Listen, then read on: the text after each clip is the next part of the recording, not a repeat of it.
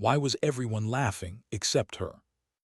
The morning sun had barely climbed above the gray barracks when the reveille horn shattered the calm, echoing through fort like a battle cry. The sound was shrill, unforgiving, and it carried over the vast concrete training grounds where discipline replaced dreams and weakness was not tolerated. Dust swirled around the boots of 47 recruits standing in formation, 47 men and one woman. Her name was Sarah Brooks, 5'2", thin, brown eyes steady as stone. Her fatigues hung off her like they'd been made for someone else, her boots too large, her sleeves rolled down not from regulation, but because the morning chill bit at her skin. Drill Sergeant Williams's voice tore across the field. "Hey there, little girl, you think this is summer camp or what?" His tone was sharp, slicing the air with contempt. Every word dripped authority, but behind that bark was something else, mockery, disbelief. Sarah stood at attention, her face expressionless. "I've watched thousands of tough men break down out here," Williams barked, packing like a wolf in front of her. "And you can't even carry your own backpack right." The men laughed. It wasn't cruel in the way laughter sometimes is. It was worse. It was the kind that stripped away dignity, that made someone feel small enough to disappear. A towering linebacker built like a tank leaned toward another recruit and whispered, just loud enough to echo. "Who let her in here anyway? Must gotten lost looking for the yoga studio." Laughter erupted again, the kind that feeds on itself, rising in cruel crescendos until it fills the air like smoke. Sarah adjusted her backpack straps, her movements slow and deliberate, and stepped forward into formation without a word. The sun climbed higher, burning away the cool morning mist, but its warmth didn't reach the cold, heavy silence that settled around her. She didn't speak, didn't flinch, didn't even blink when someone muttered "quota higher" under his breath. Fort wasn't just a military base, it was a crucible, a place that didn't just build soldiers, it broke people down to rebuild them in steel and discipline. Only the toughest made it past the first week. Most didn't. And somewhere in that sea of uniforms, standing alone against an ocean of ridicule, Sarah Brooks quietly promised herself that she would. But what none of them knew, not the recruits, not even Drill Sergeant Williams, was that in 45 minutes that laughter would stop. Not because she demanded it, but because the ghosts of their own pasts were about to awaken. Williams paced along the line again, the cadence of his boots like a ticking clock. "Fort Special Operations," he shouted. "You either survive or you don't belong here, and I can already tell who doesn't belong." His gaze locked on her again. "What's your story, Brooks? You win a radio contest to get here." Sarah's voice came calm, almost gentle. "No, sir. Standard recruitment procedure." Laughter again. A recruit from Georgia added, "Standard for what? Diversity stats." Even Williams chuckled. "You hear that, Brooks? You're here for the numbers, congratulations, your history's footnote." Sarah didn't react. She didn't even look at him. But somewhere behind those still eyes, something flickered, a memory or a restraint that wanted to break free. Lieutenant, a young officer observing from the sidelines, noticed it. Her stance wasn't sloppy like the others. Her weight was balanced, feet angled like she was ready to move at any second. Her hands weren't fidgeting, they were relaxed but alert. Small details, invisible to most, but obvious to anyone who had seen real combat. Frowned. Who the hell was she? Williams turned back toward the line. Obstacle course in 30 minutes, time to separate the soldiers from the tourists. He paused, eyes narrowing on Sarah. "And I've got a feeling someone's going home early." Smirked, "Save us all the trouble, Sergeant. She's already slowing us down." The crowd murmured their approval. Sarah remained motionless. The only thing that moved was her wrist as she adjusted her watch, turned inward, the way operators do when they don't want the glare of sunlight to give away their position. A habit no civilian ever learns by accident. Jake, a maintenance worker nearby, paused mid-task when he saw her. There was something familiar about the way she stood. He'd seen that bearing before. Not here, somewhere far away. But the thought faded before he could place it. Williams blew his whistle. On the line, first run decides your fate. The obstacle course stretched out like a battlefield. Ropes, walls, mud pits, balance beams, 2 acres of pain and judgment. Recruits groaned, cursing the heat. The morning sun had turned harsh, baking the dust until it shimmered. Went first, thundering through like a freight train. 2 minutes 45 seconds. The crowd cheered. "Beat that, sweetheart," he called over his shoulder. Sarah stepped up to the line, silent as ever. Williams grinned. "Show us what you got, princess." The whistle blew. And something changed. Sarah didn't just run, she moved. Her body flowed through the first barriers with mechanical precision, each motion efficient, clean. There was no wasted energy, no hesitation.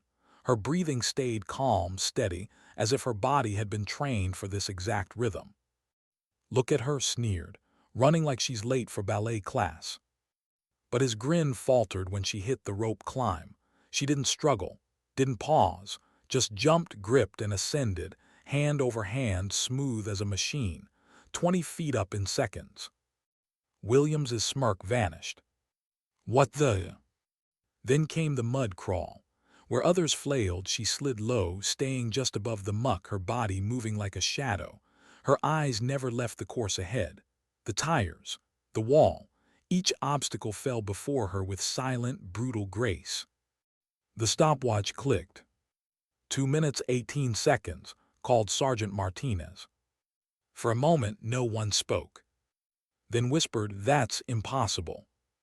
Williams stared at the timer as if he could change it by will alone. "Brooks," he said, stepping forward, "where'd you train before this?" "High school track team, sir." The words were simple, but the lie was obvious and somehow deliberate.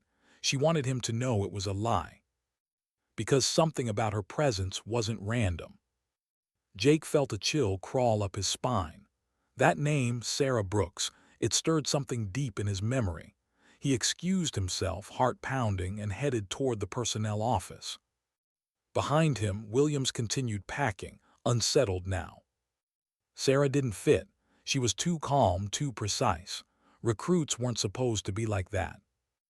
By the time the sun began to dip toward noon, Jake had found what he was looking for.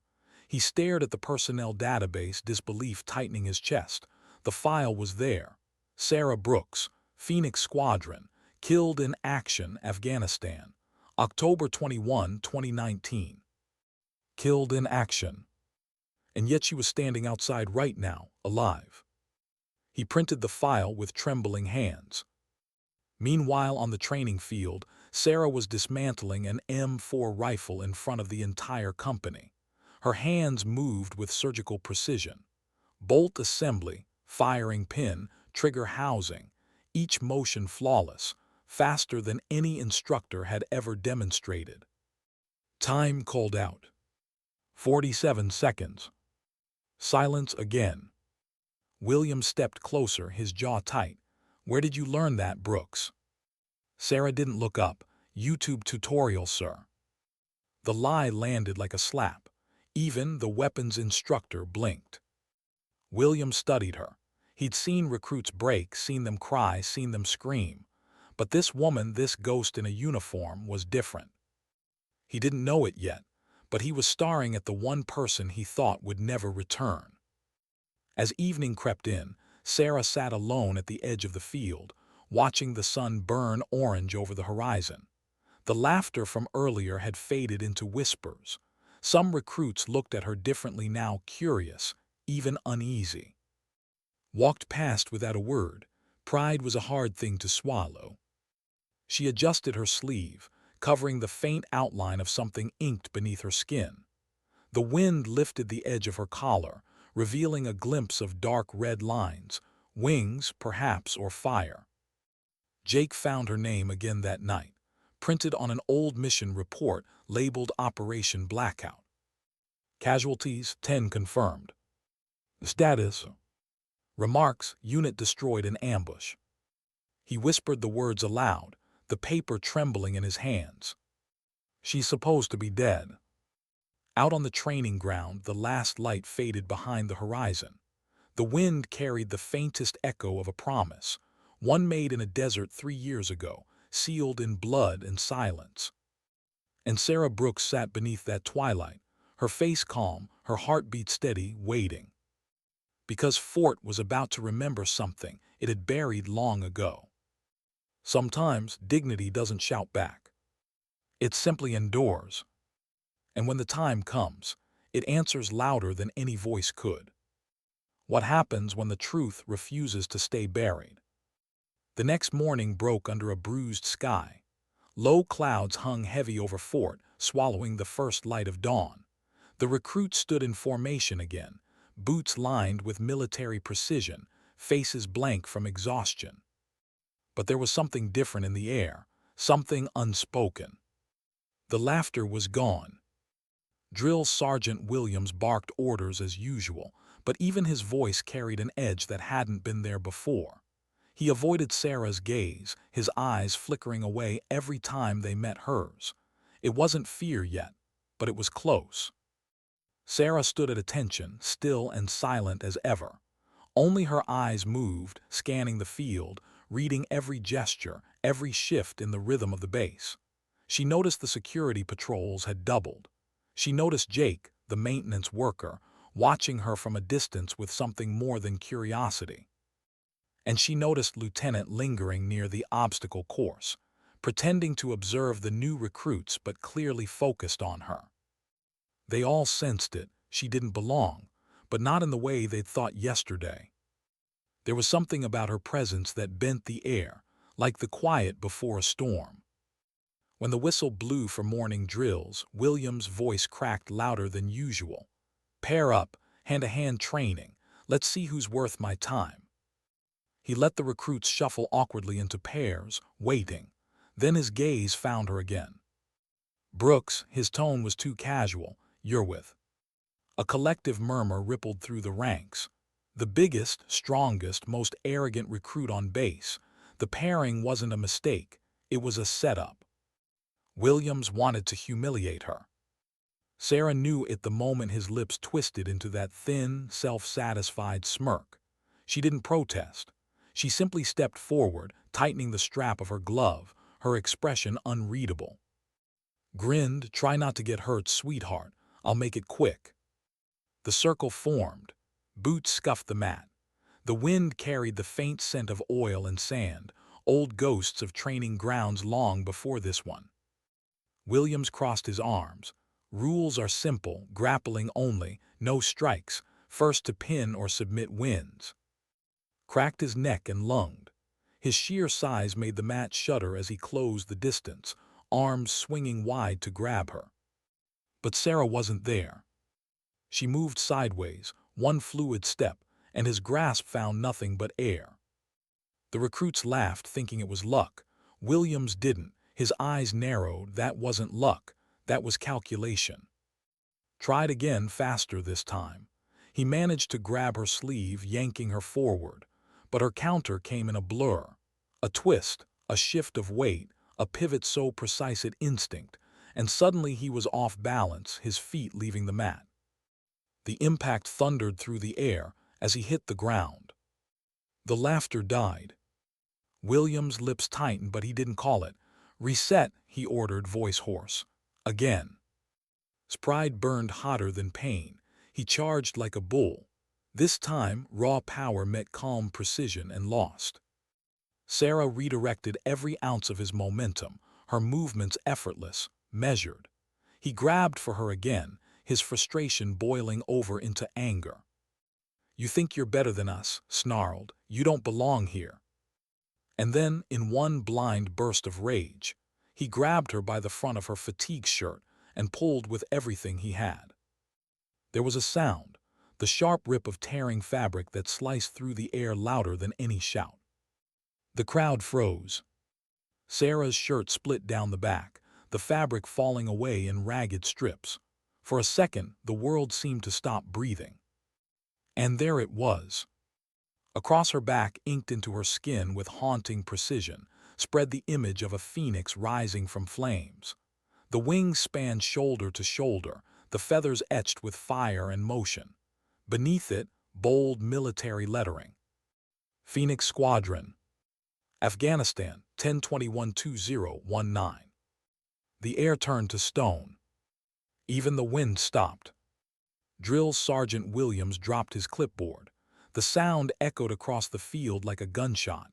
His hands trembled. "No," he whispered, "that's impossible." Stumbled backward, eyes wide. What is that? What does that mean?" But Williams wasn't listening. His face had gone pale, drained of every trace of authority. He looked like he'd seen a ghost. Because he had. He knew that tattoo. He'd seen it burned into his nightmares every night for 3 years. Operation Blackout. Afghanistan. 10 soldiers.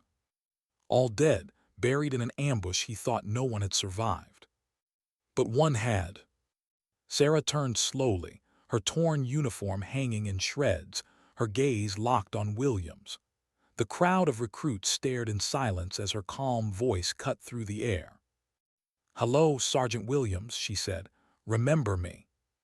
The color drained completely from his face.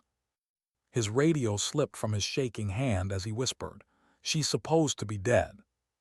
Then louder, panicked into the mic. "Base Command, this is Training Ground 7. Priority Alpha. I repeat, Priority Alpha, we have a Phoenix situation." Every recruit froze. The words "Phoenix situation" meant nothing to them, but the fear in their drill sergeant's voice was enough. Sarah didn't move, didn't speak. She simply stood there, the sunlight glinting off the ink across her back like the reflection of fire. Jake stood at the far edge of the field, his lunch tray forgotten, the printout from the personnel database still in his pocket. He didn't need to check it again. The photograph in that file was the same woman standing in front of him. The same eyes, the same scars, the same impossible truth. Sarah Brooks, Phoenix Squadron. Killed in action, Afghanistan, 2019. Except she wasn't dead. And her presence here meant one thing: someone had lied. Later that night, in the maintenance shed, Jake sat with Alex Turner, the base medical officer who had seen the same anomalies in her records. They spread the documents out under the flickering light. "Same vaccination patterns," Alex murmured. "Same scar tissue, combat wounds. There's no way she's a civilian." Jake nodded, his throat dry. "And if she's really Phoenix Squadron, then what the hell is she doing here?" They both fell silent, the hum of the generator filling the void. Outside, the barracks were quiet. The recruits had gone to bed, but the whispers hadn't stopped. Word had spread fast: the ghost woman, the tattoo, the drill sergeant who went white as paper. Some called her a fraud. Others said she was a legend returned from the dead. But in the dim light of her bunk, Sarah sat awake, staring at her dog tags, blank, unissued. Her identity scrubbed clean. She turned one over and traced the faint engraving only she could read, hidden beneath layers of polish. Phoenix 1. She hadn't planned to reveal herself. Not yet. But Satak had torn away more than fabric. It had exposed everything she'd been running from. Williams couldn't sleep. He sat in his office, staring at the personnel screen glowing on his desk. The name Sarah Brooks blinked back at him, along with a status line that made his stomach twist. "Deceased confirmed." His hands shook as he picked up the phone. The number he dialed was burned into his memory, one he swore he'd never use again. "Colonel Blackwood," he whispered when the line connected. "We have a problem, a big one." The voice on the other end was cold. "What kind of problem?" "She's here," Williams swallowed hard. "Phoenix 1, Sarah Brooks." Silence, then a low chuckle. "That's impossible. She died in the ambush."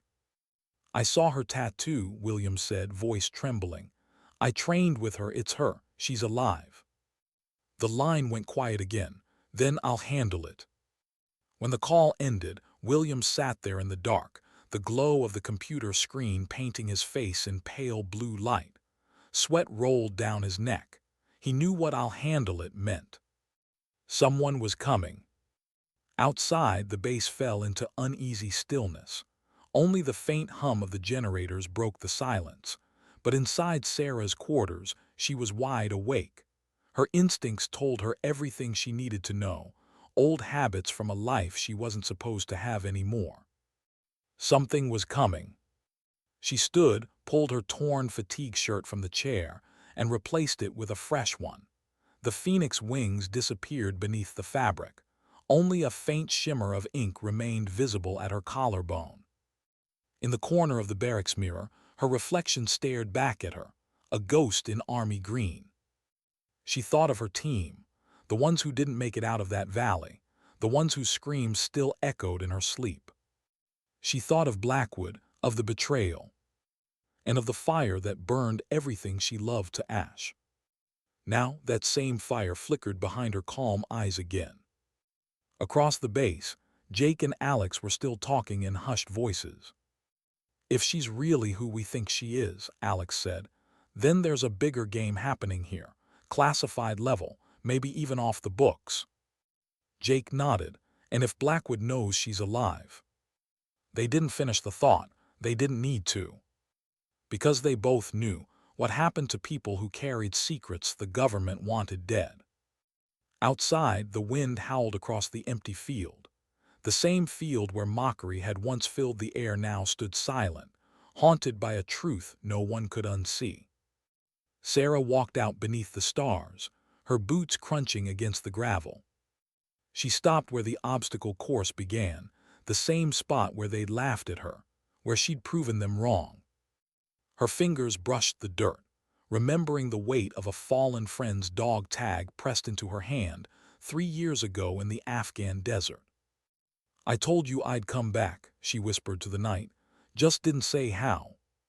The stars above seemed to flicker in response, as if the ghosts of Phoenix Squadron were listening. And somewhere in the shadows of Fort, a phone call ended with a single, chilling sentence. "She's alive. Terminate the anomaly." The hunt had already begun. But Sarah Brooks wasn't the same soldier who'd fallen 3 years ago. She had risen from fire. And she was done hiding. Because sometimes, survival isn't about escaping death. It's about making death remember who you are. How do you kill a ghost who's already been buried once? The dawn broke harsh and pale over Fort, painting everything in washed-out tones of gray. Even the air felt heavier that morning. Soldiers moved quieter. The usual banter and shouting had dulled into whispers. Something had shifted overnight. Something everyone could feel, even if they couldn't explain why. Sarah noticed it the second she stepped outside her barracks. The usual rhythm of the base, the clang of boots, the clatter of weapons drills, the shouts of instructors, was off. Security patrols were. Communication towers hummed with more static than usual. Someone had changed the frequency codes. That only meant one thing. Her cover was gone. She buttoned the collar of her fatigues, hiding the edge of the phoenix wings tattooed across her back, and started toward the mess hall. Around her, the recruits gave her wide berth now, not out of contempt but out of uncertainty. They'd seen what she'd done yesterday. They'd seen their drill sergeant, the man who terrified them all, turn white as chalk at the sight of her tattoo. She wasn't just another recruit anymore. She was something else, something they didn't understand. But understanding wasn't required. Fear was. Williams appeared on the field, his usual swagger replaced by jerky, anxious movements. His eyes darted between the recruits, then back to her. His voice came out too loud, cracking with a tension he couldn't hide. "Advanced combat drills today," he barked. "Live fire scenarios, tactical assessment, move like you mean it." The recruits stiffened. Live fire exercises weren't scheduled for at least another month, but no one questioned it, not when their sergeant looked like a man trying to outshout his own conscience. Sarah watched him, Every instinct told her something was wrong. His left hand kept brushing the radio on his vest. His right eye twitched. His jaw clenched every time their gazes met. He was hiding something. She didn't know yet that he'd already made the call, that Blackwood was on his way. Stood a few feet away, quieter than usual. His bruises from the previous day were still visible. His pride had taken the worst hit, but even he didn't dare mock her now. His earlier arrogance had curdled into something closer to respect, or maybe fear. "Guess you're not just some quota recruit," he muttered under his breath. Sarah glanced at him once. "Guess not." He looked away. The drills began under a heavy sky. Live ammunition snapped across the range. Dust and gunpowder stung the air. Sarah moved through the exercises like water through stone, every movement deliberate, precise, practiced. Her bullets found every target, every shot measured and controlled. Sergeant, the weapons instructor, whispered to another soldier, "That's not training, that's memory." At 300 meters, her rounds still punched through center mass. A perfect group, tight, lethal, efficient. It wasn't the shooting of someone learning to fight. It was the shooting of someone who already had. Stepped closer, incredulous. "Brooks, where'd you learn to shoot like that?"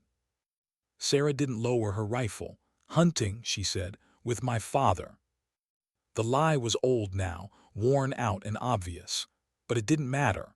The truth wasn't something anyone here was cleared to hear. Before could press further, Williams's voice broke through the radio, too loud, too forced. "Brooks, you've got a call. Admin building, move." A call.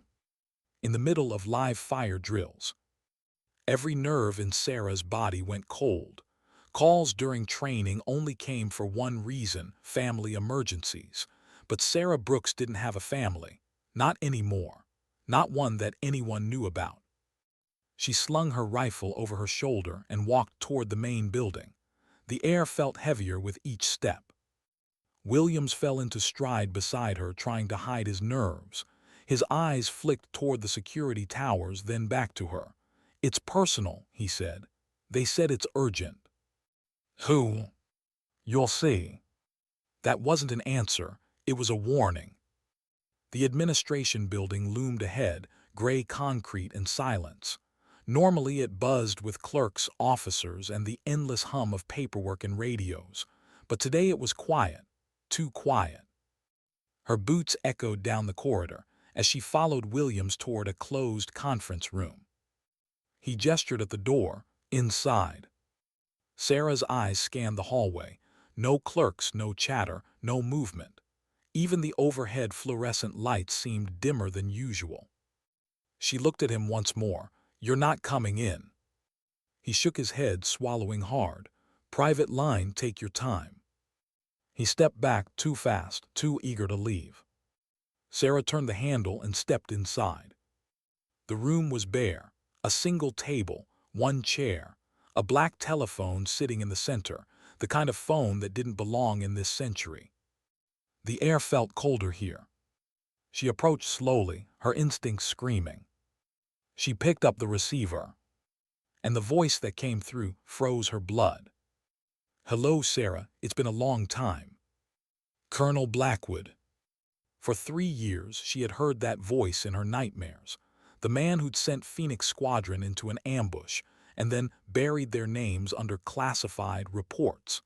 The man who'd called it a necessary loss. She didn't hesitate. "You sound older, Colonel." He laughed softly. "And you sound alive. That wasn't supposed to happen." Sarah's grip tightened on the phone. "You mean your betrayal wasn't supposed to fail?" "Don't be dramatic. You were part of a mission that went sideways. Happens all the time." "You sent us into a trap," she said quietly. "You sold the coordinates. My team died for your paycheck." "Strong accusations," he said. "But we both know Phoenix Squadron handled operations that never existed. You died in a mission that never happened, and the system likes it that way."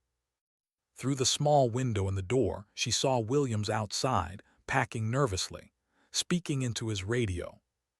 She lowered her voice. You're still cleaning up your mess, aren't you? There was a pause on the other end, then a cold sigh. You were supposed to stay dead, Sarah. You've become inconvenient, and inconvenient people tend to disappear again. So that's what this is, she said. Round two. You always did learn quickly. Williams has a team en route. They'll handle the rest. Her pulse stayed steady. You shouldn't have warned me. I didn't, he said. I was saying goodbye. The line went dead. Sarah slowly set the phone down. The hum of the fluorescent light filled the silence. Then outside, the sound of engines. Helicopters. 2 of them. The vibrations rattled the windows as they touched down on the parade ground. She could hear boots hitting concrete, the synchronized rhythm of trained operatives. Not recruits, not soldiers, killers. Her heart rate didn't spike. Her breathing didn't change. This was familiar ground. She cracked the door open, scanning the hallway. Williams was gone. The hall was empty. She moved quickly, heading for the back stairwell. Halfway down the corridor, she ran straight into, and 2 recruits behind him, rifles slung awkwardly across their shoulders. Brooks said, uncertain. Sergeant Williams said we're supposed to escort you. Stand down, she interrupted. You don't know what's happening. He frowned. It's just a security drill. Security drills don't come with support. He blinked. What? Before she could answer, the fire alarm blared overhead, followed by Williams's voice over the PA system. Base lockdown. All personnel remain in position. This is not a drill. The air changed. The base wasn't breathing anymore. It was holding its breath. Sarah turned to the 3 recruits. You need to listen to me carefully. In 2 minutes, men with live weapons are going to enter this building. They're not friendlies. If you stay here, you die. Shook his head. You're crazy. No, she said, eyes hard as steel. I'm Phoenix Squadron, and they're coming to erase me. The words hit him like a punch. He hesitated, long enough for the sound of rotor blades to grow deafening outside. Go, she ordered. Basement level, stay low. Didn't move. His pride and fear fought for control until finally he nodded. You're coming with us. Not yet. She stepped past him toward the window. Through the glass, she could see dark figures fanning out across the courtyard.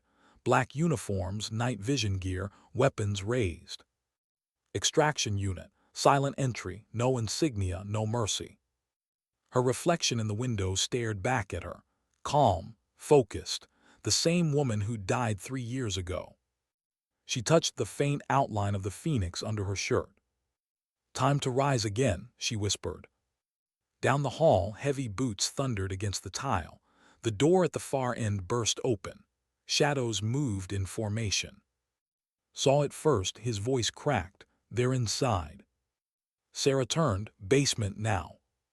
They ran, herding the 2 younger recruits ahead. Gunfire erupted behind them, short, controlled bursts. Rounds tore through the walls, spraying plaster and dust. The air smelled of cordite and chaos. Sarah reached the stairwell, shoving through first. Down, she ordered, holding position at the top. As the team rounded the corner, she recognized the man leading them. Captain Torres. Once her teammate, now her hunter. He raised his weapon but didn't fire. Sarah Brooks, he called, voice steady, cold. Colonel Blackwood sends his regards. She smirked. You always were good at taking orders. And you were always bad at following them. Guess that's why I'm still alive. He hesitated, just long enough for her to slip back down the stairs. And the others huddled near the basement door, their faces pale with fear. What the hell is going on? One whispered. Corruption, Sarah said simply, and cleanup. The ground trembled with another wave of helicopters landing outside. The lights flickered, power cutting for a split second before backup generators kicked in. She keyed the emergency channel on her wrist radio. Static hissed, then a voice cut through, faint but familiar. Phoenix 1, this is Phoenix 2. We're in position. Jake. Her breath caught. Then another voice followed, calm and sure. Phoenix 3 standing by, medical station secure. Alex. She closed her eyes for half a heartbeat. 3 years of grief collapsed into one word. Execute Operation Resurrection. The line clicked. And Fort, for the second time in its long, blood-stained history, became a battlefield. As gunfire roared through the corridors, Sarah moved with the precision of muscle memory. Every corner, every blind spot, every sound, she knew them before they came. The recruits she'd protected followed orders now without hesitation, watching in awe as the quiet woman they'd mocked became a force of nature. And through it all, one truth burned like a second sun inside her chest. She had been buried once. But you can't bury fire. Because when you kill a phoenix, you only teach it how to rise. How fast does loyalty turn into war? The corridors of Fort shook under the weight of chaos. Gunfire crackled through the halls, short, controlled bursts echoing off concrete. The air was filled with smoke, shouting, and the acrid sting of gunpowder. Sarah moved through the building like she was born in its blueprints, every step precise, every breath measured. Her weapon swept corners, her back brushing the wall. Behind her and the two younger recruits struggled to keep up, eyes wide, adrenaline raw. She stopped at the first junction, lifted her hand, silence. The recruits froze. Down the hall, the tactical squad advanced. Their movements were textbook, diamond formation, controlled intervals, synchronized pace. But Sarah had written that textbook. Her whisper was sharp and low. They'll clear left first. We move on the right. Stay low, don't break line of sight. Nodded, his throat tight. He wasn't mocking her now. He was following orders like a man who finally understood who was really in charge. A went off 2 rooms down, white light, concussive sound. The recruits flinched. Sarah didn't. She used the distraction, moving fast, cutting through the maintenance corridor toward the lower access stairwell. The basement door came into view. She checked the corners, then signaled for the others to move through. Get to the generator room and stay there until I come back, she ordered. Grabbed her wrist, you're not coming. Her eyes met his, calm, steady. I've already done this once, I know how it ends. He didn't understand, but he didn't need to. She turned, rifle raised, and disappeared back into the shadows. Upstairs, the attack teams were fanning out. Tor's voice came over their encrypted channel. Alpha Team, secure the east wing. Bravo, push north. We want visual confirmation on target before engagement. Sarah caught the tail end of the transmission through her own receiver, her old Phoenix frequency, one she'd locked deep into muscle memory. They were using her own playbook against her. She smiled grimly. Bad idea, Tors. As she reached the intersection near the training hall, her earpiece crackled again. Static first, then a familiar voice cutting through. Phoenix 1 status. Her chest tightened. Phoenix 2 solid copy. Engaged at Fort, multiple hostiles. Blackwood's teams on site. Jake's voice came calm and steady. Copy that. Lights and comms are ours. I'm patching the building feed through the generator network. You'll have visual intel in 3 seconds. And just like that, the hallway lights flickered in coded sequence. 2 short flashes, 1 long. Her signal. She smiled faintly. Still got it. Wouldn't let my favorite ghost fight alone, he replied. Static popped again, followed by another voice. Softer, warmer. Phoenix 3 standing by, said Alex Turner. Medical wing secured. If you're hit, head my way. Sarah exhaled slowly. After 3 years of believing they were all gone, their voices felt unreal. But they were real. They survived. The family she'd lost in the fire had risen from the ashes beside her. She turned a corner and came face to face with a tactical operative. He raised his rifle too slow. Her shot struck clean center mass, non-lethal, but enough to drop him. She grabbed his radio and earpiece before he hit the ground, tuning to the command frequency. "Tors," she said quietly into the mic, her voice a ghost from his past. "You always did like to play soldier, still working for murderers." A sharp intake of breath came from the other end. "Sarah, you remember Afghanistan, October 21st, 2019. "Don't do this," he said. "You don't understand what's at stake." "I understand perfectly.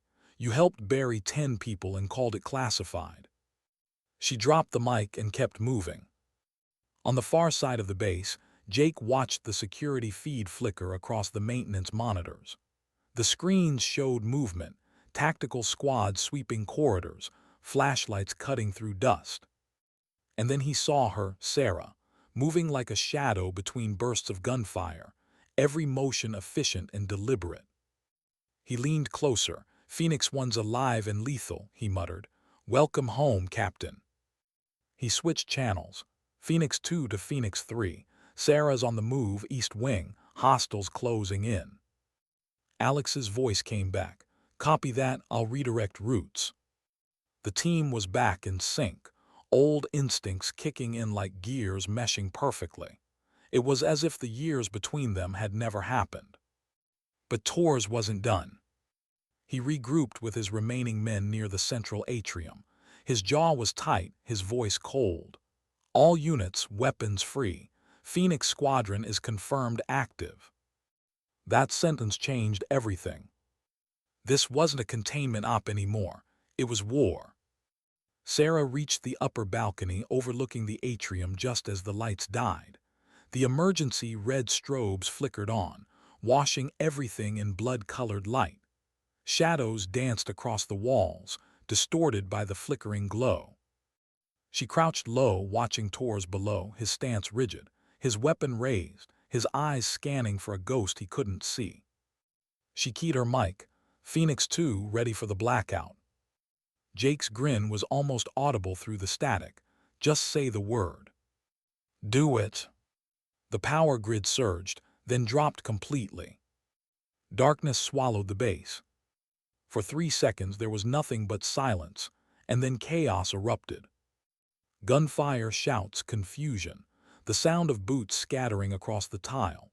Sarah moved like smoke through the dark, every shot she fired precise, calculated. Tors fired blind, trying to pin her down. "You think this changes anything, Brooks?" he shouted. "You're still outnumbered." But Sarah was already behind him. Her voice came low, dangerous, right at his ear. "I've been outnumbered my entire life." She struck his rifle aside and drove her knee into his shoulder, sending him sprawling. The weapon clattered away. For a moment, the red light flickered just enough to catch his expression. Shock, recognition, regret. "Why Tors?" she demanded. "Why work for the man who killed your own?" He hesitated, breath ragged. "Because the alternative was dying for nothing." "Then you already have," she said. Before she could finish him, gunfire erupted from the catwalk above. She dove behind cover, returning fire. 2 of Tors' men went down. The rest scattered. Jake's voice cut through the comms. "Phoenix 1, reinforcement inbound. We've got the outer perimeter locked. No one leaves the base." Sarah wiped blood from her cheek, not hers, and reloaded. "Copy. Push them toward the west hangar. We end this now." Tors scrambled to his feet and bolted down the side hall. She let him go for the moment. Every mission had a hierarchy: objectives, collateral, truth. Right now, truth mattered most. The firefight spread through the complex like wildfire. Doors splintered, alarms wailed.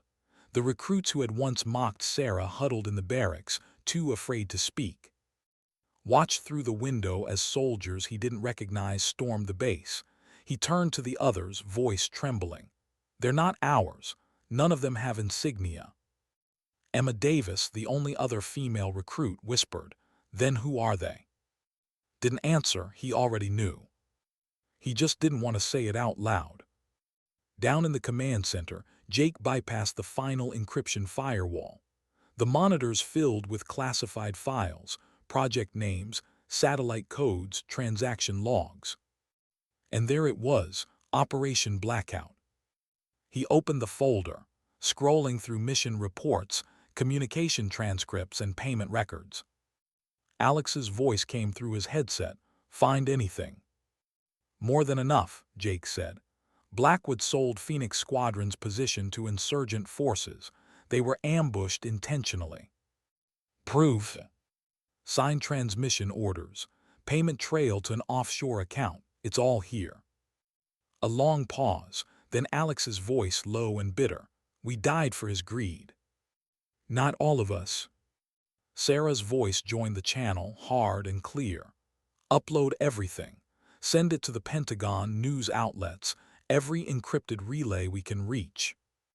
Jake hesitated. "You sure? Once it's out, we can't stop it." "That's the point." The hum of servers filled the silence as the files transferred. For the first time in 3 years, Phoenix Squadron wasn't hiding anymore. In the upper corridor, Sarah paused to reload. Her fingers trembled, not from fear but from memory. The last time she'd held a rifle like this, she was bleeding out under Afghan skis, watching her teammates fall one by one. Now she was standing in the same fight, but this time she wasn't alone. Gunfire echoed down the hall again. She turned to see at the far end, shouting over the noise. "Brooks, behind you." She spun. One of Tor's men lunged from the doorway. Before she could raise her weapon, tackled the man to the ground, disarming him. His movements were clumsy, untrained, but fearless. Sarah stared at him, stunned. The same recruit who once mocked her now stood between her and death. He looked up, breathing hard. "Guess you rubbed off on me." She gave a short, almost imperceptible nod. "Guess so." Together, they pushed forward through the smoke-filled hall, following the sounds of the last firefight. Torres was waiting in the central control room, weapon in hand, breathing heavy. "It's over," Sarah said, lowering her rifle slightly. "Not yet," Torres replied. "Blackwood's already gone. You can't touch him." "You're wrong," she said. "He can't hide from the truth anymore. It's already out." His eyes widened. You uploaded it." She nodded. He laughed once, bitter, hopeless. "Then I'm a dead man either way." He dropped his weapon and sank to his knees. Outside, the thunder of helicopter rotors filled the air again, but this time they were Blackwood's. They carried the insignia of the U.S. Army. Sarah stepped to the window, watching the new fleet touch down. Soldiers in full tactical gear poured out, securing the perimeter. Jake's voice came through the radio one last time. "Phoenix 1, friendly command inbound. High-ranking brass. Looks like the cavalry's here." Sarah exhaled slowly, lowering her weapon. For the first time since she'd returned from the dead, the air felt light again. Torres looked up at her, eyes empty. "You'll never stop it, you know. There's always another Blackwood, always another cover-up." Sarah nodded. "Maybe, but now they know we're watching." The door burst open. A figure stepped through, General, flanked by 2 MPs. His voice carried calm authority. "Captain Torres, you're relieved of duty. Sarah Brooks, Phoenix 1, you and your team are coming with me." Torres didn't resist. He just looked at her one last time, as if searching for the soldier she used to be. Maybe she was gone. Maybe she'd been reborn in fire. As they led him away, Sarah turned to the others, her voice quiet, almost tender. "Sometimes justice isn't loud," she said. "Sometimes it's just survival with purpose." Outside, the wind shifted, carrying the faint scent of burned gunpowder and something else: hope. And for the first time in 3 years, the Phoenix truly rose. What happens after the fire dies? The smoke still lingered over Fort long after the last bullet was fired. The sun rose through a haze of dust and ash, its light cutting through the broken windows like slow-moving blades. Medics moved between the wounded, their voices low, their movements mechanical. The chaos had ended, but the silence it left behind was heavier. Sarah stood at the edge of the courtyard, her uniform torn, streaked with soot and blood. Not all of it hers. Her rifle hung loose at her side. The adrenaline had faded, replaced by the dull ache of memory. She watched as soldiers she didn't recognize took command of the grounds, their insignias gleaming clean in the morning light. The new arrivals, real command units, not ghosts or shadows, were efficient, detached, professional. They didn't ask questions. They just secured, documented, and moved forward. That's what the military did best. It moved forward, even when its people didn't. General approached slowly, his boots crunching across the debris. He was older now, the lines on his face carved deeper than she remembered. He, once been her father's commanding officer, before politics buried him under desk jobs and red tape. He stopped a few feet away, studying her in silence. Then, 3 years, he said quietly. You were gone 3 years. Sarah didn't answer. He sighed, glancing toward the shattered barracks. I read the reports, Blackwood everything. Made it look like Phoenix Squadron died in an ambush. No remains, no recovery, just ashes and classified files. She finally looked at him. You believed it too. I had to, he said, his voice heavy with regret. They showed us photographs, burned gear, DNA confirmations. It was airtight, too airtight. She didn't respond. Her silence was answer enough. His gaze softened. You didn't just survive, did you? Sarah shook her head slowly. Surviving isn't the same as living, sir. He nodded, as if he understood more than he wanted to. Behind them, medics lifted Tors onto a stretcher. His eyes were open but unfocused. The sedative had dulled his expression into something hollow. When he saw Sarah, his lips parted but no sound came. She held his gaze for a second, then looked away. He'd made his choice. Gestured toward the command tent. Walk with me. They crossed the ruined courtyard in silence. The faint hum of generators filled the air, mixed with the static chatter of encrypted radios. A cleanup team was cataloging weapons, casing shells, and spent magazines. Every mark of battle was being filed away, categorized, contained. Inside the tent, the air was cooler, thick with the smell of canvas and coffee. A table stood in the center, covered in maps and digital screens. Jake and Alex Turner were already there, their faces drawn, eyes hollow from exhaustion. Jake looked up as Sarah entered. For a brief moment, something almost like a smile crossed his face. You always know how to make an entrance, Captain. Sarah didn't smile back, but her voice carried warmth. You always were bad at following orders, Sergeant. He chuckled softly. Guess it runs in the family. Gestured to the map. We've got a problem. The files you leaked went public before they could be intercepted. The Pentagon's already received copies. News networks have fragments. Congress wants hearings. Blackwood's on the run. Good, Sarah said simply. It's not that simple, replied. He's not alone. The corruption goes deeper, contractors, private security groups, politicians. They all fed from the same trough. Alex leaned forward. So what now? We just expose them and walk away. Shook his head. If we walk away, they'll rewrite history again. You know how it works. The truth will drown under paperwork before it ever breathes air. Sarah studied him carefully.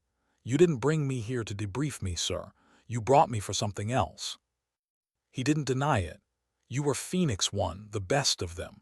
You built that team from nothing and you made them believe in something bigger than rank. I want that again. I want Phoenix reborn. The tent went quiet. Alex's hands froze mid-motion. Jake's expression hardened.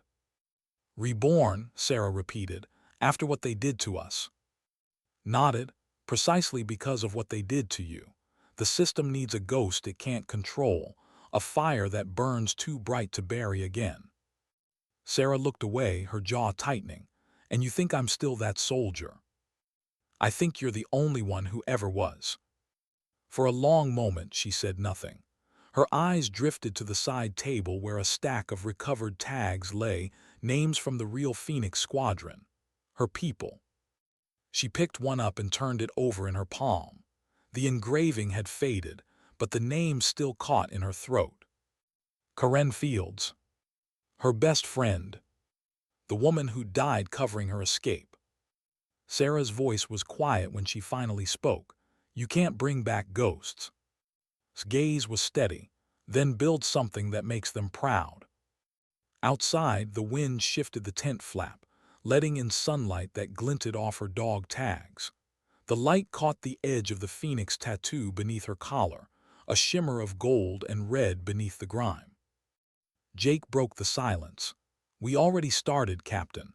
We've got 5 recruits who saw what really happened today.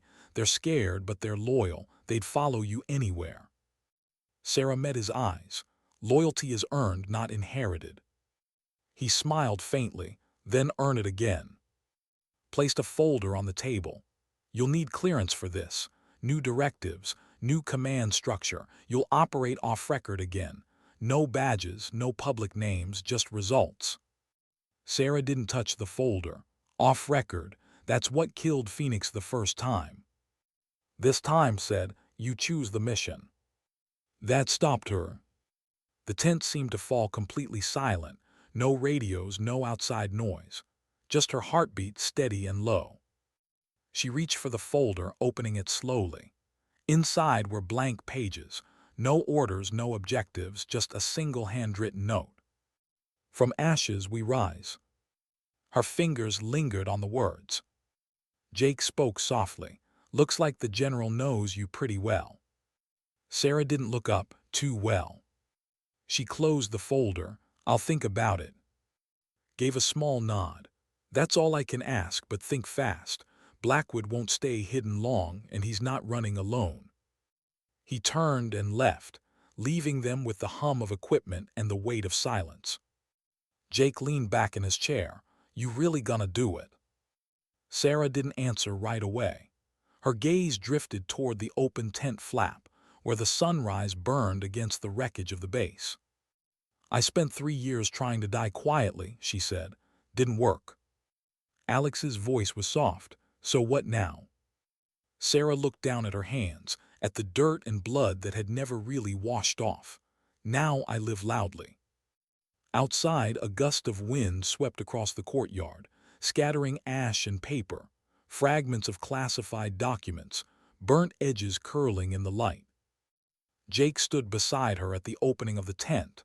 You know they'll come for you again. She nodded. Good, let them. The way she said it, flat, certain, sent a chill through him. But beneath the steel in her voice, there was something else now, a kind of quiet peace, the kind that only comes when you've already faced every possible end.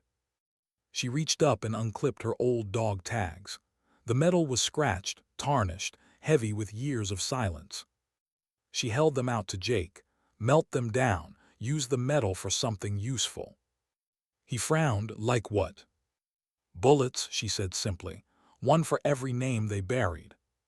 She turned and walked out into the light, her shadow stretching long across the ruined ground. Behind her, the wind caught the edge of the torn flag still hanging over the parade ground. It fluttered once, barely, but enough to reveal the faded insignia beneath the dust. A phoenix. Later that night, the base was nearly empty.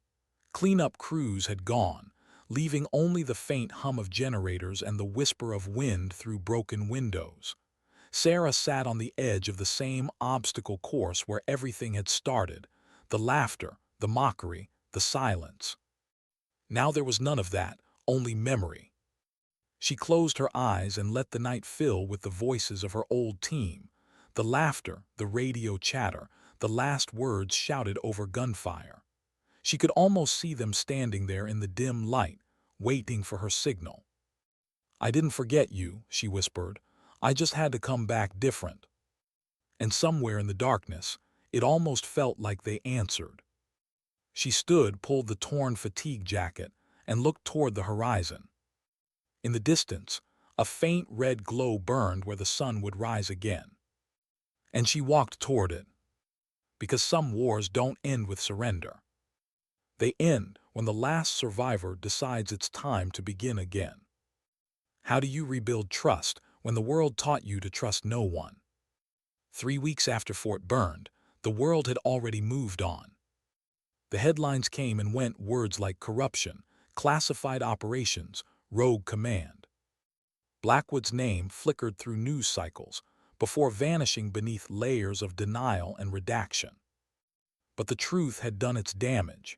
It was out there now, alive, breathing in the spaces between official reports and whispered doubts. And somewhere far from the noise, deep in the Mojave, on a decommissioned airstrip that didn't exist on any map, Sarah Brooks was rebuilding what the world had destroyed. The desert stretched endless in every direction. Wind swept across the cracked asphalt, whistling through abandoned hangars and rusted aircraft skeletons. At the far end of the strip, a new insignia had been painted onto a hangar door. A phoenix in black and silver, wings outstretched. It wasn't a symbol of war anymore. It was a reminder. Inside, the air was thick with dust and the smell of oil. Training targets lined the walls. A makeshift obstacle course filled the floor. It wasn't much yet, but it was home again. Sarah stood in the center, arms folded, watching 5 new recruits struggle through a tactical drill. Their movements were clumsy but eager. Was among them, no longer a loudmouth recruit, but a soldier learning the hard way that discipline was more than strength. Sweat dripped from his brow as he sprinted across the range, vaulting over a barricade, misjudging his landing and hitting the dirt hard. "Up," Sarah called. He groaned, rolling to his knees. That was a slip. "Up," she repeated. Her tone wasn't angry, but it left no room for argument. He pushed himself to his feet and tried again. On the upper walkway, Jake and Alex watched from above, quietly amused. Jake smirked. "He's got heart, I'll give him that." Alex nodded, "and a lot of bruises." "She's harder on him than she was on us," Jake added. Alex gave a faint smile. "That's how she shows mercy." Down below, Sarah finished the drill with a simple phrase. "Again."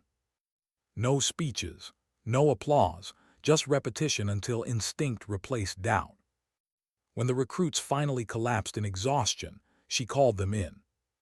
Her voice softened, but only slightly. "You want to wear that symbol," she said, pointing to the black phoenix patch stitched on their provisional uniforms. "You earn it through what you carry, not what you kill." The recruits listened in silence, dust settling around them like smoke.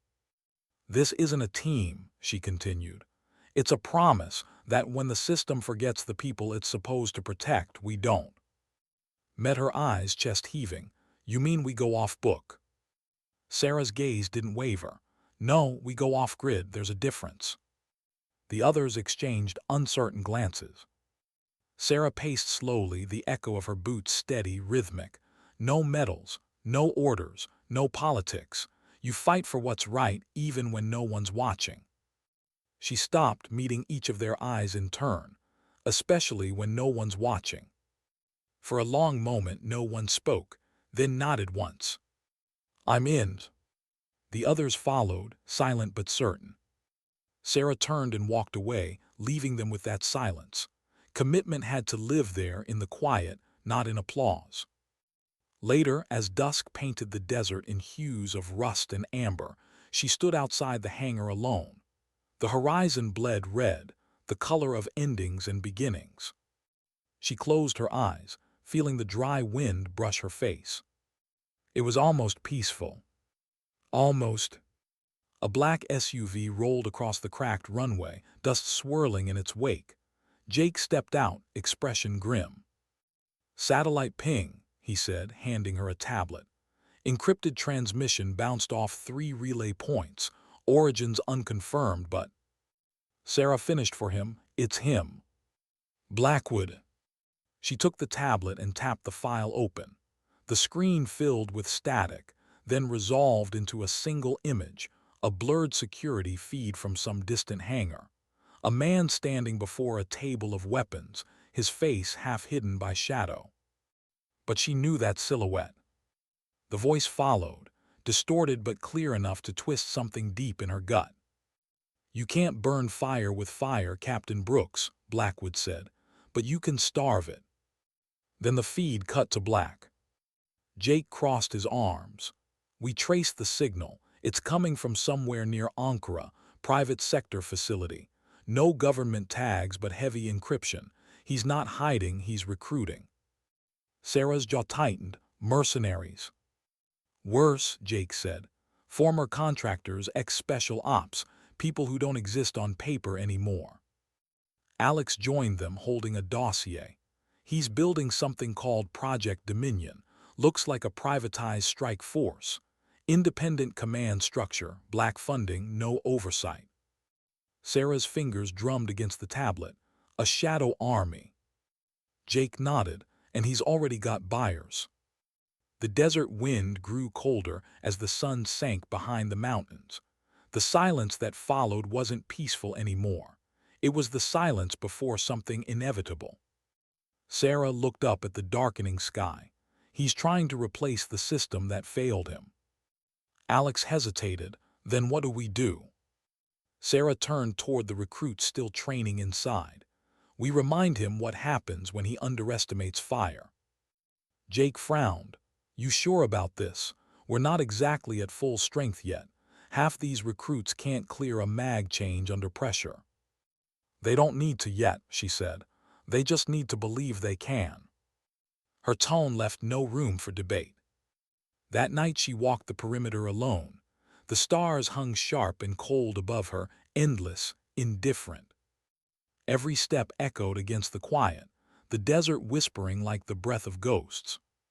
She stopped at the old runway, where faded paint still marked the outlines of planes long gone. She knelt and pressed her hand to the cracked asphalt. "This is where we start over," she whispered. "No medals, no lies." The sound of approaching footsteps made her glance up. It was, he hesitated a few feet away. "Can't sleep."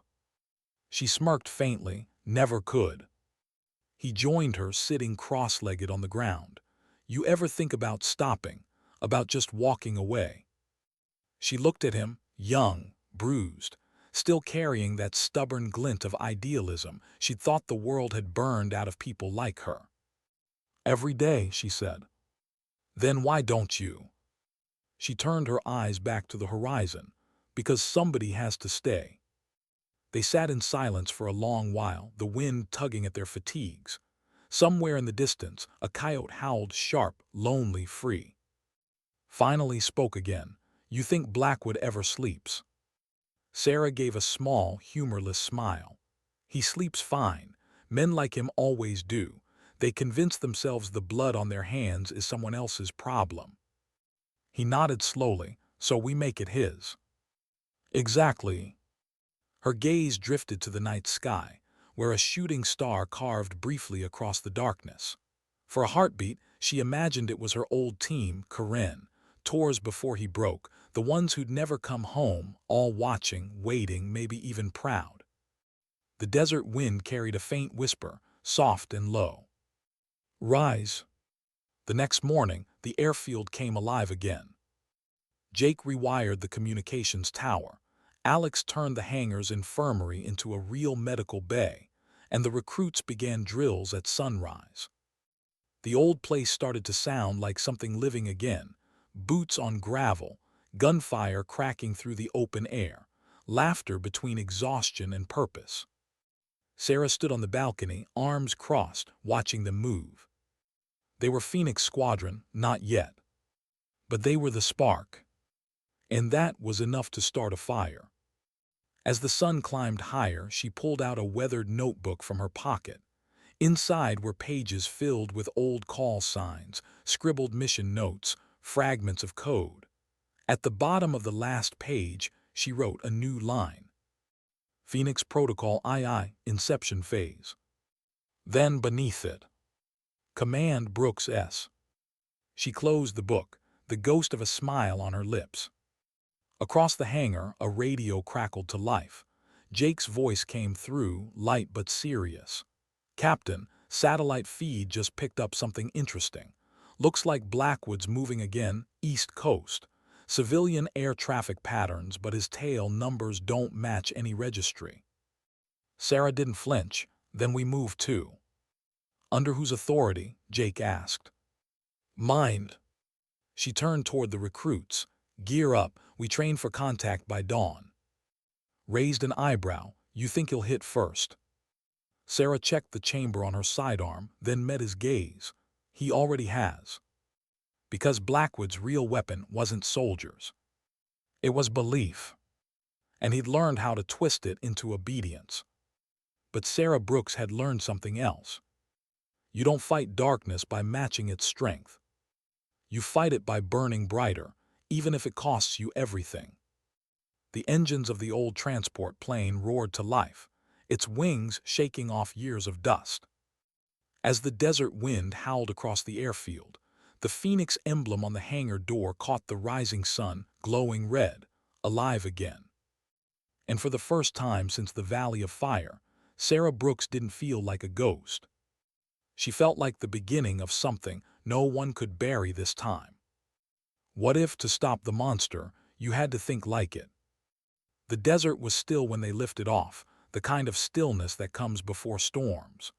The old C-21 transport, gutted and rebuilt by Jake's stubborn hands, climbed into the dawn, its engines shuddering under the weight of both steel and purpose. Sarah sat in the co-pilot's seat, headset pressed tight, eyes fixed on the horizon. Below them, the earth stretched in endless shades of gold and red, a burning canvas beneath pale morning light. Jake's voice broke the silence. We're crossing into civilian airspace, transponders clean, nobody's watching. Sarah nodded, barely moving. Nobody we can see. He glanced sideways at her. You always expect ghosts. She gave a small, humorless smile. That's because they always come.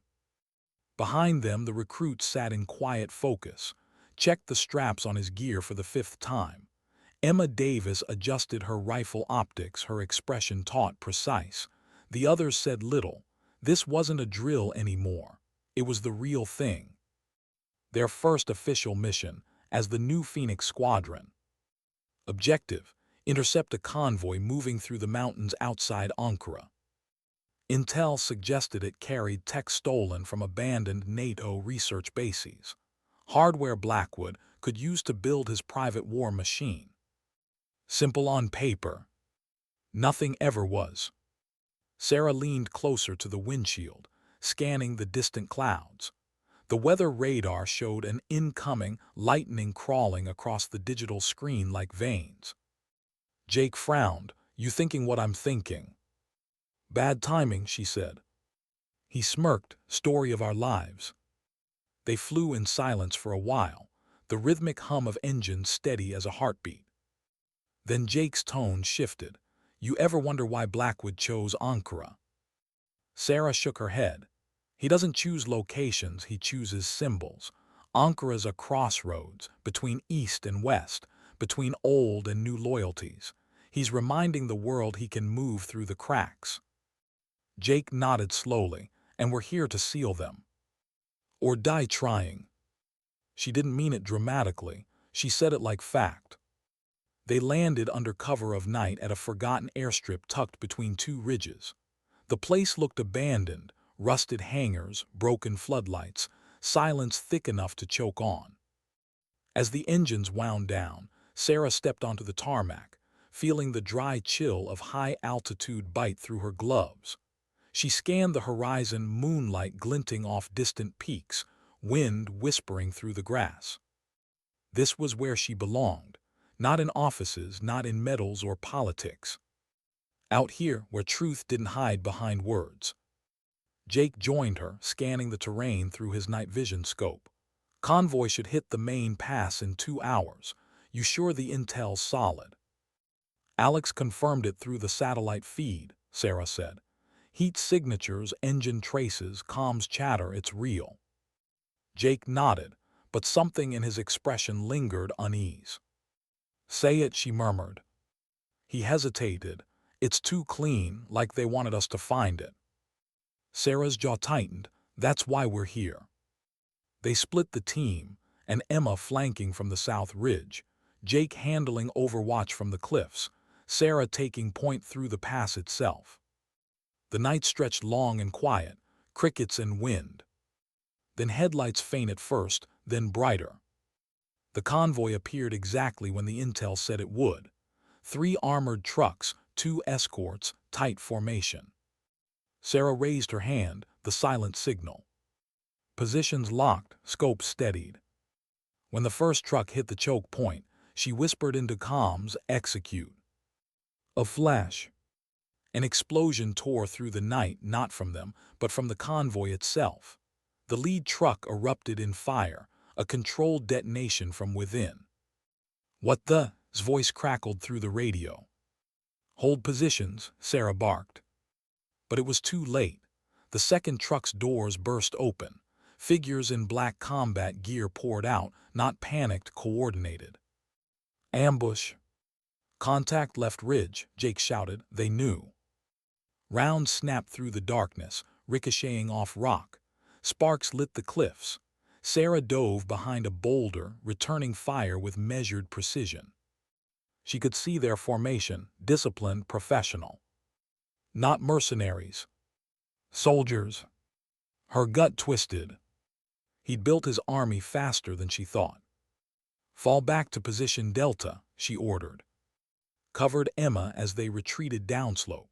Jake's rifle thundered from above, picking off advancing targets. "2 down," he called, "but they're not breaking."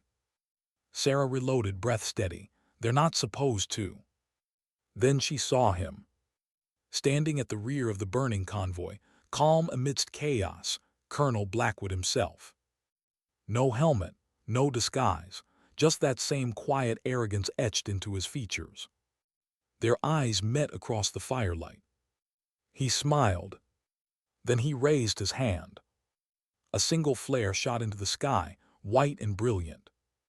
Seconds later, drones screamed overhead, engines slicing the silence.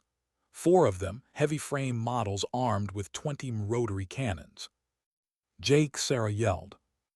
"On it." He pivoted, pulling out a portable jammer rig, slamming it into the dirt. Static filled the air as he tried to cut the drone link. Sparks flew from the device. Signal interference at 70%. "Make it 100. The first drone opened fire. Bullets tore through the ridge, spraying rock and sand. Emma ducked, screaming, as a round grazed her arm, pulled her behind cover. "Medic," he shouted. "Stay with me," she hissed through gritted teeth. Sarah fired at the nearest drone, but her rifle barely scratched the armor. Jake grunted over comms. "Jam signal complete, 2 drones offline." "Good work," Sarah replied. "Now finish it." The last 2 drones veered wide, recalibrating to a fallback frequency. Sarah took the shot, clipping the fuel cell on one's undercarriage. It spun out of control, crashing into the mountainside in a burst of flame. But the second didn't fire, it hovered, waiting. Then through the static, a voice came through their comms, clear, confident, cold. "Still chasing ghosts, Captain." "Blackwood." Sarah froze, eyes narrowing. He'd hacked their frequency. "You're predictable," he continued, "always drawn to the sound of your own conscience." "Where the real convoy?" she demanded. A low chuckle. "There was no convoy, just a mirror. I wanted to see if the phoenix still burns." He paused. "It does, but it's flickering." The drone turned sharply, targeting Jake's ridge.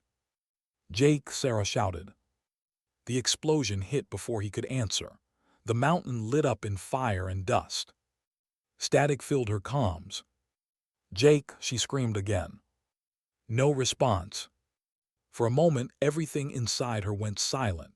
Every sound, every breath, replaced by a hollow ringing in her ears. Then training took over. "Get Emma out of here," she ordered. "What about?" "Go." They hesitated only a second before following her command. Sarah sprinted toward the ridge, the world narrowing into a tunnel of smoke and light. She climbed through rock and shrapnel until she found him, Jake, pinned under twisted metal, blood pooling beneath him. He was alive barely. His eyes flickered open when she knelt beside him. "Told you, nobody's watching." She grabbed his hand, pressing it to her chest. "Stay with me." He smiled weakly. "I always do." The sound of rotor blades cut through the air again. Another drone closing in. Sarah looked up at the burning sky, her pulse a steady drumbeat of fury. She grabbed Jake's sidearm and fired 3 quick shots into the air, hitting the drone's camera. It spiraled, veering off course, crashing into the valley below. Then silence again. Only fire. And breath. Alex's voice crackled faintly over comms. "Phoenix 1, come in." Sarah's throat tightened. "Alex, Jake's hit, we need." "Copy, Medbird en route, hold position." She pressed her forehead to Jake for a moment, eyes closing. "You hear that? You're going home." He smiled faintly. "We never had one." Then his hand went limp. Sarah froze, her chest clenched so hard she couldn't breathe.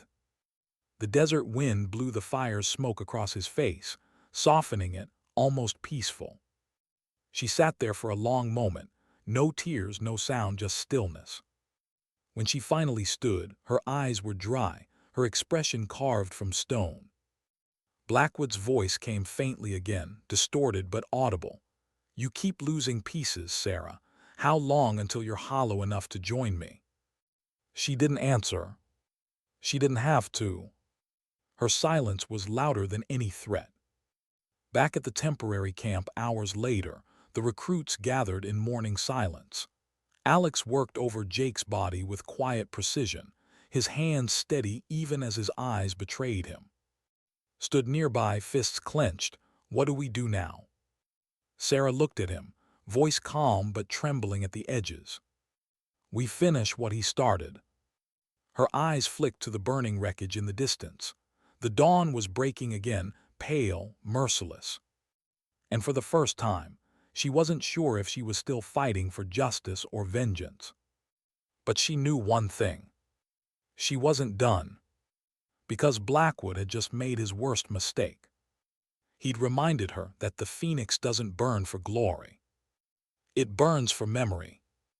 And memories never die. How do you end a war that lives inside you? The world was gray again. Cold, rain-soaked, restless. The wind off the Black Sea carried the scent of iron and distance, a smell Sarah had come to recognize as the edge of something final. 3 days after the ambush, they tracked Blackwood to an abandoned naval base on the Turkish coast, a forgotten relic from the Cold War, now guarded by mercenaries who believed they were serving a cause. They weren't. They were serving a ghost. Sarah stood on the cliff above the base, the hood of her combat jacket pulled low. Below, floodlights cut through the rain, sweeping across the crumbling docks. Cargo crates, radar towers, one transport helicopter waiting on the pad, its engines idling. He was leaving. Crouched beside her, soaked and shivering. "There's at least 20 men down there, maybe more." "20's enough," she said quietly. He hesitated. "Captain, about Jake." "Not now." He nodded, swallowing the words he couldn't say. Alex's voice came through the comms. "Medical extraction points ready, 1 click north. I'll cover your 6 from there." Sarah's hand brushed the Phoenix patch on her sleeve. "Copy that. Keep the bird warm." The rain fell harder, drumming against her gear. Frowned. "You're sure he's here?" Sarah's voice was barely a whisper. "I can feel it." Because some enemies weren't just hunted, they were sensed. She rose, rifle tight in her hands, and started down the cliff path. Followed, stepping where she stepped, breathing when she breathed. Every movement was a shadow of hers now. At the perimeter fence, she cut a gap through the wire and slipped inside. The base was quiet, too quiet. The kind of quiet that meant microphones and motion sensors instead of guards. Blackwood's way, order through paranoia. They moved like ghosts through the compound, rain masking their footsteps. Floodlights passed overhead in rhythmic sweeps like slow heartbeats. Sarah stopped near a storage hangar, crouching behind a rusted jeep. Through the open doorway she saw him. Colonel Adrian Blackwood. Still immaculate, even here, his black coat pressed, his boots polished, his posture that of a man who still believed the world saluted him. He stood over a table scattered with maps and documents. A radio hummed nearby. He was speaking softly to someone she couldn't see. Sarah steadied her rifle, sight locked on his chest. Whispered, "Take the shot." But she didn't. Her finger hovered above the trigger, unmoving. Because killing him would be too easy, too fast. She wanted him to see what he'd made. She lowered the rifle and stepped into the open. The rain poured harder now, pounding against metal and earth. Blackwood looked up slowly, like he already knew. "Well," he said, voice calm, almost warm, "the fire finally found its way home." Sarah stopped a few meters away, rifle still lowered. "You sent men to die for profit." He smiled faintly. "You still see the world in absolutes, heroes and villains. Life's not that simple. It was for the people you buried." He tilted his head. "I didn't bury anyone, the system did. I just learned how to survive it." "You betrayed your oath." He stepped closer, rain streaking down his face. "And you did. You've been playing judge and executioner since you crawled out of that desert. Don't pretend you're any different from me." Shifted uneasily behind her. "He's stalling." Blackwood's eyes flicked toward him. "Ah, the recruit, the one who used to mock her, how poetic." Sarah raised her weapon slightly. "Don't."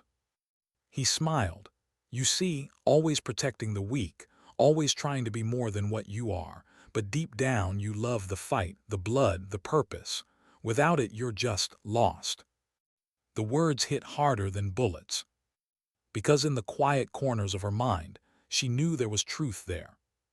Blackwood kept talking, voice softer now, almost gentle. "You think this ends with me. You think killing me fixes what we built. I am the system, Captain. I am its reflection. You destroy me and something worse takes my place." Sarah's voice was cold.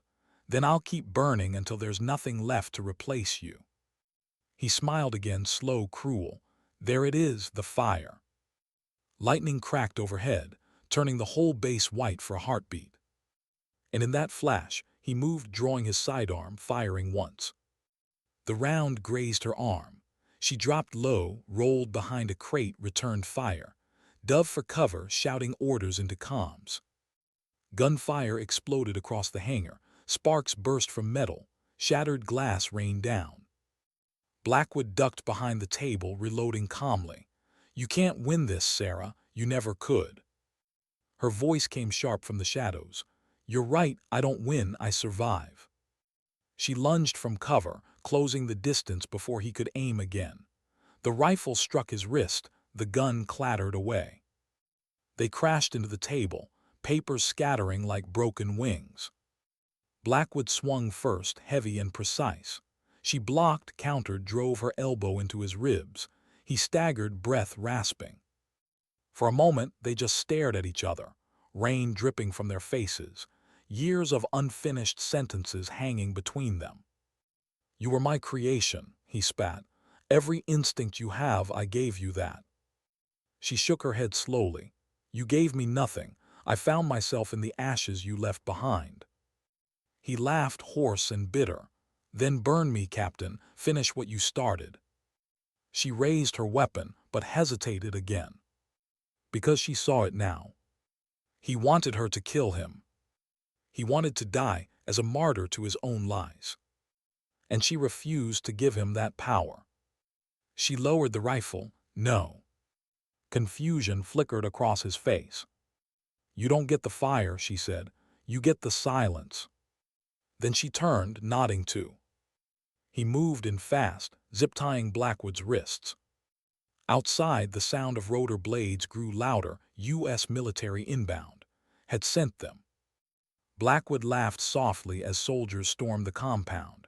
"You think justice will hold me. You think paperwork can cage a ghost?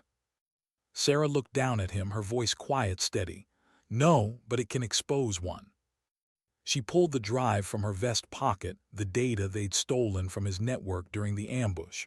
Dozens of files, contracts, kill lists, money trails, enough to burn every shadow operation he'd ever touched.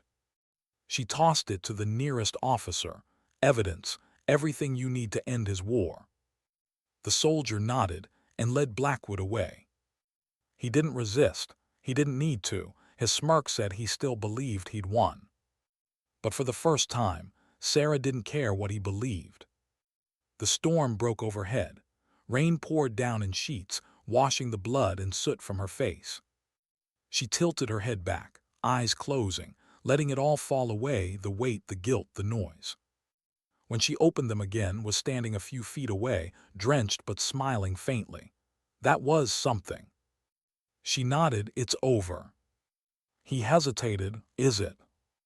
Her gaze drifted to the horizon, where dawn was beginning to break through the clouds. For him, maybe, not for us. They stood there in silence, watching the first sliver of light spill across the water. Behind them, soldiers moved like ghosts through the ruins, collecting, containing. Always moving forward. Sarah walked toward the helicopter waiting at the edge of the dock. Each step felt heavier than the last. Alex met her at the ramp, his eyes tired but warm. You did it. She shook her head. We did it. He glanced past her. Where, Jake?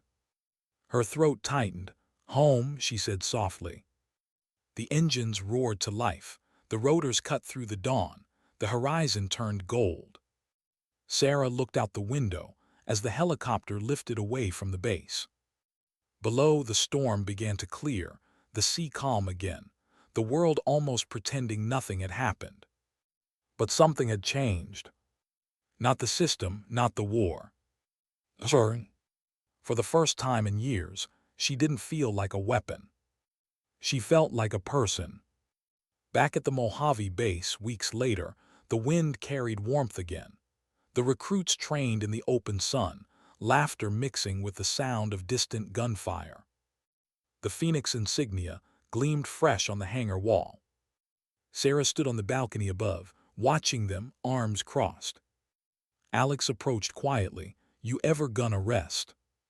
She smiled faintly. Rest is for people who stop believing. He chuckled. And what do you believe in now? She looked at the recruits below, shouting encouragement. Emma smiling through exhaustion. I believe, she said softly, in second chances. A gust of wind rippled the flags. Sunlight glinted off the horizon, turning the hangar's shadow into the shape of outstretched wings. Jake's old voice echoed in her mind. That last smile, that last joke. Nobody's watching. She smiled to herself. Then we make them watch. The desert stretched endless before her, the same color as the fire that refused to die. And as the camera of memory pulled back, the base shrinking into the golden expanse, her voice carried softly over the wind. Sometimes dignity doesn't speak, it simply acts. And sometimes, the fire that burns you alive is the only thing that teaches you how to rise. The screen faded to black. Only one sound remained, the faint whisper of wings.